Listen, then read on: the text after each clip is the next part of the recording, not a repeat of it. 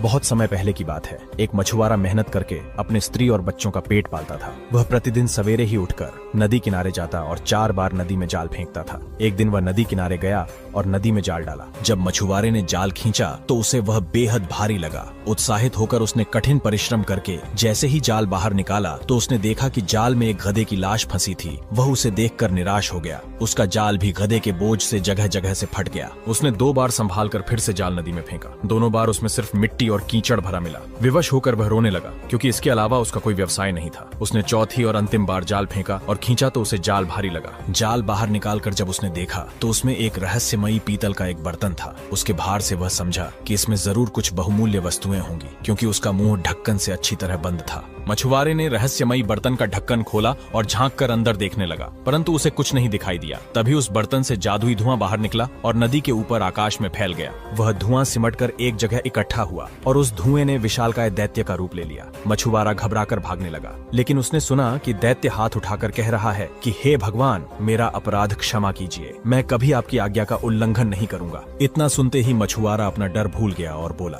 अरे भूत, तू क्या बक रहा है? यहाँ कहाँ भगवान है? मुझे बता कि तू कौन है और इस बर्तन में किस प्रकार बंद हो गया? दैत्य ने उसे घृणापूर्वक देखकर कहा, तू बड़ा ही मुंहफट आदमी है, तुम्हारी हिम्मत कैसे हुई मुझे भूत कहने की? मछुआरा बिगड़ कर बोला, और कौन है तू? तुझे भूत न कहूँ तो क्या कहूँ? दैत्य ने कहा, तेरी मृत्यु में अब अधिक समय नहीं है, मेरे हाथों तेरी मृत्यु तय है। मछुआरा घबरा कर बोला, तुम मेरी हत्या क्यों करना चाहते हो? क्या तुम भूल गए कि मैंने ही तुम्हें इस बर्तन से मुक्त किया है?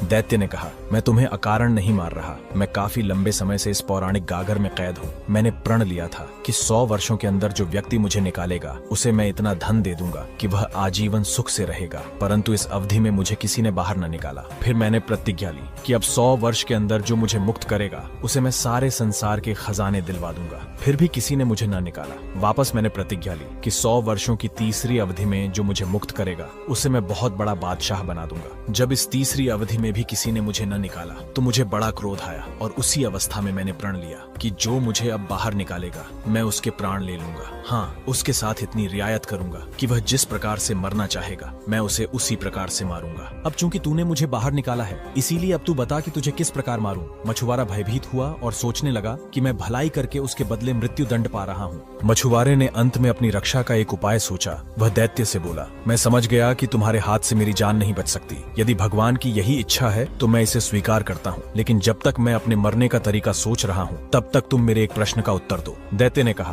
पूछ, क्या पूछना चाहता है? मैं तेरे प्रश्न का उत्तर दूंगा। मछुआरे ने कहा, मुझे तुम्हारी किसी भी बात पर विश्वास नहीं होता। तुम इतने विशालकाय प्राणी हो, इतनी छोटी सी गागर में कैसे समा गए? तुम झूठ बोल रहे हो। दैत्य ने कहा,